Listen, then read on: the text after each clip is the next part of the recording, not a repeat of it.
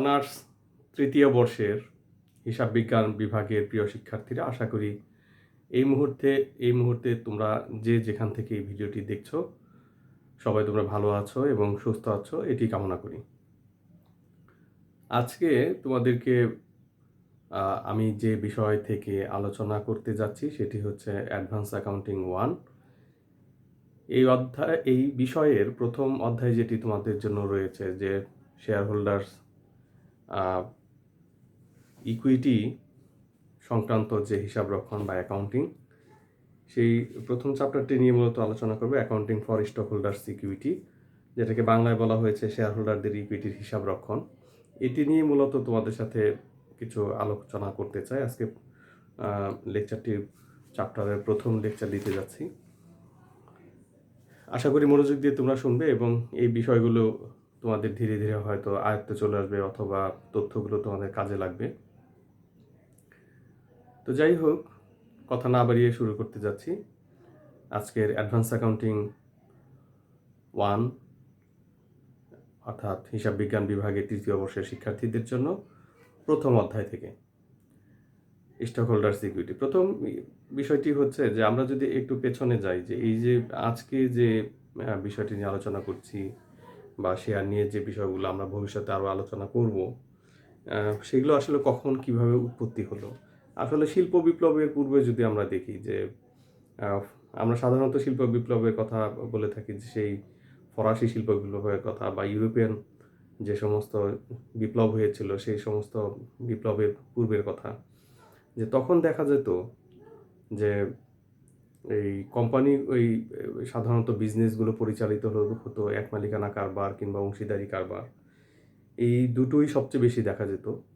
তো পরবর্তী পর্যায়ে অধিক মূলধন এবং ব্যবসা সম্প্রসারণের জন্য পর্যায়ক্রমে কিন্তু আজকে যে আমরা কোম্পানিগুলো দেখে থাকি, বা আমরা যে দুই ধরনের কোম্পানি দেখে থাকি এখন, পাবলিক লিমিটেড কোম্পানি এবং প্রাইভেট লিমিটেড কোম্পানি, এগুলোর আসলে সূচনা সৃষ্টি হয় এই বিপ্লবের পরেই, অর্থাৎ শিল্প বিপ্লবের পরবর্তী সময়ে। কোম্পানি গঠনের ক্ষেত্রে সাধারণত একটি দেশের বা যে ভৌগোলিক অবস্থানে এই কারবারটি পরিচালিত হবে, সেই দেশের বা সেই অঞ্চলের বা সেই এলাকার বলছি, যে তার যে সমস্ত আইন কানুন আছে সেই সমস্ত আইন কানুন অনুসরণ করে মূলত একটি কোম্পানি গঠন করতে হয়, বা আমরা বলি কর্পোরেশন। কোনো কোনো বইয়ের মধ্যে এই শব্দটাও পাবে, যে ইনকর্পোরেশন। যে এই বিষয়গুলো আসলে গঠিত হয়ে থাকে সেই প্রচলিত আইন দ্বারা। যেমন আমেরিকাতে, যদি আমরা আমেরিকান যদি কথা বলি, আমেরিকাতে তোমরা জানো যে অনেক স্টেট রয়েছে ওদের। তো বিভিন্ন স্টেটের বিভিন্ন রাজ্যের যে আইন কানুন রয়েছে সেই রাজ্যের আইন কানুন অনুসরণ করে কিন্তু সেখানে এই কর্পোরেশনগুলো গঠন করতে হয় বা কোম্পানিগুলো গঠন করতে হয়। তো আমাদের দেশে যে বিষয়টি সেটি হচ্ছে যে আমাদের দেশে যদি কোনো কোম্পানি গঠিত এবং পরিচালিত যদি করতে হয়, তাহলে সেই ক্ষেত্রে আমাদের দেশে 1994 সালের কোম্পানি আইন কিন্তু অনুসরণ করে গঠিত এবং পরিচালিত করতে হয়। 1994 আগ পর্যন্ত যে আইনটি আমাদের দেশে প্রচলিত ছিল সেটি হচ্ছে যে 1913 সালের ভারতীয় কোম্পানি আইন।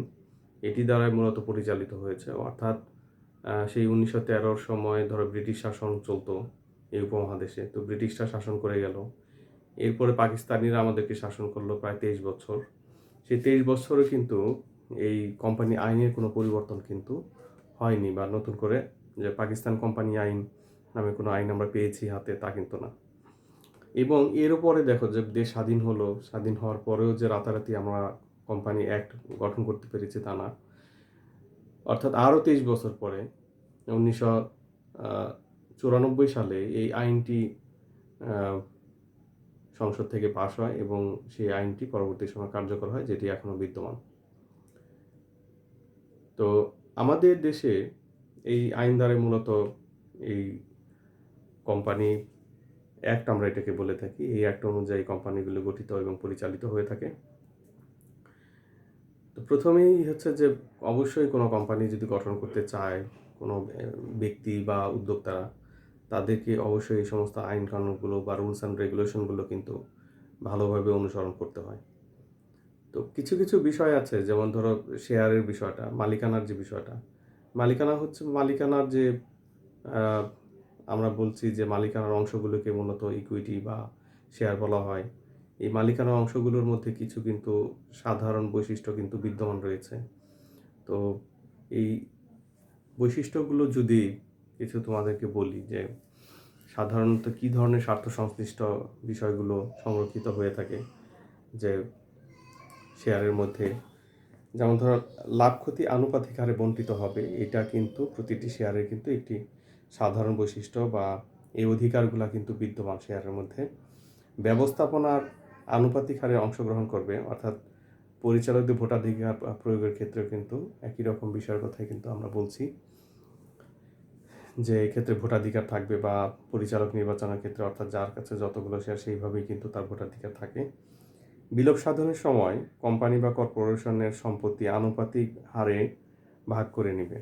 যদি কোনো কারণে যদি কোম্পানি বিলোপ সাধনের যদি প্রয়োজন পড়ে তাহলে সেই ক্ষেত্রে কিন্তু যে কোম্পানিটা যখন বিক্রয় করবে যত দামে, যে দামে বিক্রয় হলো যতগুলো শেয়ার রয়েছে সেই শেয়ার দ্বারা যদি আমরা সেই মূল্যটাকে বিভাজিত করি তাহলে কে কত টাকা ফেরত পাবে সেটাও কিন্তু এই সাধারণ শেয়ারের মধ্যেই সংরক্ষিত থাকে। অর্থাৎ এই তিনটি বিষয় যে বিষয়গুলো বললাম এগুলো সংরক্ষিত থাকে। এছাড়াও একই শ্রেণীভুক্ত কোনো নতুন শেয়ার ইস্যু করা হলে বিদ্যমান শেয়ার হোল্ডার তা আনুপাতিক হারে পাবে, যেটাকে আমরা রাইট শেয়ার আসলে বলে থাকি। যে এটার বিষয়টা হলো যে ধরো একটা কোম্পানি আমরা পরিচালিত করছি কয়েকজন মিলে, তো পরবর্তী সময়ে যদি কোম্পানির আরও কোনো মূলধনের দরকার পড়ে বা কোম্পানির সম্প্রসারণের জন্য যদি প্রয়োজন পড়ে তাহলে সেই ক্ষেত্রে যার কাছে যতগুলো শেয়ার আছে বা নতুন করে যতগুলো শেয়ার ইস্যু হবে তার আনুপাতিক অংশ হিসেবে কিন্তু এক একজন শেয়ার মালিক সে নতুন করে ওখানে বিনিয়োগ করতে পারবে। তো প্রথম তিনটি হচ্ছে একদম সাধারণ যে সমস্ত শেয়ারগুলোর মধ্যে যে সাধারণ বৈশিষ্ট্যগুলো বা সাধারণ অধিকার সংরক্ষিত থাকে, শেষটি হচ্ছে যে যদি বিদ্যমান কোনো কোম্পানি বা বিদ্যমান কোনো মানে সুবিধা যদি বা নতুন করে যদি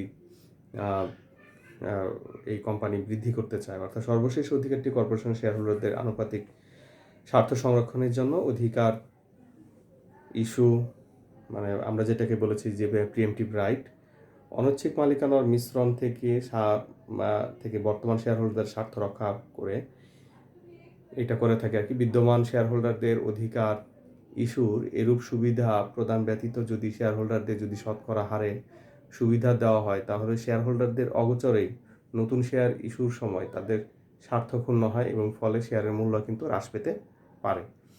আসলে এই বিষয়গুলো কিন্তু মানে যখন কোনো কোম্পানি গঠন করা হয় বা এই কর্পোরেশন যখনই করা হয় তখন এই বিষয়গুলোকে কিন্তু অনুসরণ করা হয় বা সংরক্ষিত থাকে শেয়ারের যে কথাগুলো বললাম।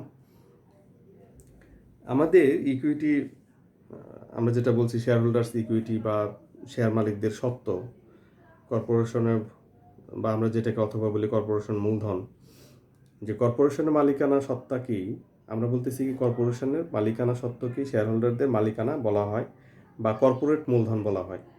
শেয়ার হোল্ডারদের ইকুইটি সাধারণত তিনটি শ্রেণী দেখা যায়। ইকুইটি, আবারও বলছি আমি, শেয়ার হোল্ডারদের ইকুইটির সাধারণত নিম্ন তিনটি শ্রেণী দেখা যায়। আমরা ইকুইটি বলতে আসলে যে বিষয়টি বলছি সেটি হচ্ছে যে সত্তা বা অধিকার বা এই জাতীয় যদি শব্দগুলো ব্যবহার করে থাকি, যে সাধারণ শেয়ার হোল্ডারদের কোন কোন লেনদেন বা বিষয়বস্তুর উপরে পূর্ণ অধিকার থাকে, সেই ক্ষেত্রে তিনটা বিষয়কে কিন্তু খুব মানে ভালোভাবে শিক্ষার্থীদের জানতে হয় যে কি কি বিষয়বস্তুর উপরে এই যে ইকুইটি বা সত্ত্ব সেটা প্রতিষ্ঠিত থাকে। একটি হচ্ছে যে সাধারণ শেয়ার বা ক্যাপিটাল স্টক যেটা আমরা বলছি সেটার উপরে মালিকদের পূর্ণ অধিকার থাকে। আমরা বলছি যে অপরিশোধিত মূলধন, অতিরিক্ত শেয়ার মূলধন যদি করে এডিশনাল পেইড ইন ক্যাপিটালের কথা বলেছি, এবং তিন নম্বর হচ্ছে সংরক্ষিত হয়। এই বিষয়বস্তুগুলোর উপরে আমাদের এই শেয়ার হোল্ডারদের স্বার্থ সংশ্লিষ্ট থাকে আর কি। প্রথম দুটো শ্রেণী সাধারণ এবং অতিরিক্ত শেয়ার মূলধন গঠন করে সংরক্ষিত আয় প্রতিষ্ঠানের অর্জিত মূলধনের প্রতিনিধিত্ব করে। পরিশোধিত মূলধন হচ্ছে মূলধন যেটি ব্যবসায়ের উদ্দেশ্যে শেয়ার হোল্ডারদের প্রদত্ত মোট মূলধন। ইস্যুকৃত সকল শেয়ারের মোট সমমূল্য থেকে শেয়ার অধিহার যোগ বা শেয়ার অবহার বাদ দিলে যে মূল্যকে পরিশোধিত মূলধন বা মালিক প্রদত্ত মূলধন বলে। অর্জিত মূলধন গঠিত হয় যখন প্রতিষ্ঠান লাভজনকভাবে পরিচালিত হয় এবং এটি অবন্টিত মুনাফা দ্বারা গঠিত হয় এবং এটি প্রতিষ্ঠানের বিনিয়োগের জন্য রাখা হয়। তো যাই হোক, এই বিষয়গুলো তোমাদের একটু পড়ে শোনালাম এখান থেকে, একটি বই থেকে। আমরা আরেকটি বিষয় যদি এখানে যদি বলি যে শেয়ার বিক্রয়ের মাধ্যমে মূলধন সংগ্রহের কিভাবে হিসাব রক্ষণ করা হয়, সেই বিষয়ে যদি বলি যে কর্পোরেশন বা কোম্পানি শেয়ার ইস্যুকালে কতগুলো প্রক্রিয়া গ্রহণ করে। তো কতগুলো প্রক্রিয়া গ্রহণ করে, সেই প্রক্রিয়াগুলোর মধ্যে যদি তোমাদেরকে যদি বলি যে যে এক নম্বর হচ্ছে সমমূল্য শেয়ার হিসাব সংরক্ষণ, যে সমমূল্যে হিসাবগুলোকে সংরক্ষণ করবে। 2 নাম্বার বলছি আমরা সমমূল্য নয় এমন শেয়ারের জন্য হিসাব সংরক্ষণ, অ্যাকাউন্টিং ফর, প্রথমটা হচ্ছে accounting for par value stock, আরেকটা হচ্ছে যে accounting for non per stock, এবং 3 নম্বর হচ্ছে অন্যান্য সিকিউরিটির সাথে একত্রে ইস্যু করে এমন শেয়ার হিসাব সংরক্ষণ। 4 নম্বর হচ্ছে অনগদ লেনদেনের মাধ্যমে শেয়ার ইস্যুর হিসাব সংরক্ষণ, এবং 5 নম্বর হচ্ছে শেয়ার ইস্যুর খরচ সংক্রান্ত হিসাব সংরক্ষণ। এই যে সমমূল্যের যে হিসাব সংরক্ষণের যে বিষয়টা, সেটা হচ্ছে যে যেই মূল্যে শেয়ার ইস্যু করা হয়, অর্থাৎ সেই মূল্যে যদি হিসাবটা রাখা হয়, তখন আমরা সেটাকে বলি যে সমমূল্য হিসাব সংরক্ষণ। অর্থাৎ 100 টাকার শেয়ার যদি এমন হয় যে 100 টাকাতে বিক্রি করা হয়েছে, তাহলে সেটাই হচ্ছে সমমূল্য। বা তো আমাদের দেশে সকল শেয়ারের এখন বর্তমানে যে সমস্ত শেয়ারগুলো মার্কেটে বিদ্যমান রয়েছে, অর্থাৎ সেকেন্ডারি মার্কেটের কথা বলছি আমি, বা প্রাইমারি মার্কেটও যে শেয়ারগুলো এখন ইস্যু করা হয়, তার প্রত্যেকটার এখন ফেস ভ্যালু থাকে হচ্ছে 10 টাকা। এটি Bangladesh security and exchange commission কর্তৃক পরবর্তীতে নির্ধারণ করে দেওয়া হয়েছে। তো যাই হোক, অগ্রাধিকার স্টক বা সাধারণ শেয়ার, অগ্রাধিকার শেয়ার বা সাধারণ শেয়ার কর্পোরেশনের সমমূল্য শেয়ারের প্রতিনিধিত্ব করে। যখন শেয়ার প্রকৃত পক্ষে ইস্যু করা হয়, তখন এই মূল্যে ক্রেডিট করা হয়। যদি না অতিরিক্ত কোনো শেয়ার ইস্যু করা হয় বা পুনরুদ্ধার করা হয়, তাহলে তার জন্য অতিরিক্ত কোনো এন্ট্রি প্রয়োজন হয় না। খতে বলা হয়েছে সমমূল্যের অতিরিক্ত পরিশোধিত মূলধন বা অতিরিক্ত পরিশোধিত মূলধন শেয়ারহোল্ডারগণ প্রদত্ত সমমূল্যের অতিরিক্ত যে কোনো মূল্যে অতিরিক্ত পরিশোধিত মূলধনের প্রতিনিধিত্ব করে। যখন শেয়ারহোল্ডারগণ সমমূল্যের বেশি মূল্য প্রদান করে, তখন তা কর্পোরেশন অতিরিক্ত পরিশোধিত মূলধন হিসেবে পরিগণিত হয় এবং এর জন্য শেয়ারহোল্ডারগণ অতিরিক্ত কিছু দাবি করতে পারে না। তাদের দাবি কর্পোরেশনের অন্যান্য শেয়ারহোল্ডারগণের মতোই। অর্থাৎ অগ্রিম যদি কোনো তলব করে থাকে, অর্থাৎ অগ্রিম যদি কোনো পরিশোধ করে থাকে, তাহলে সেই ক্ষেত্রে বলা হয়েছে যে এটা সাধারণ শেয়ারের মতোই, কারণ এখান থেকে তুমি কোনো বাড়তি কোনো সুবিধা তুমি পাবে না, যে অতিরিক্ত যদি পরিশোধ করেও থাকো।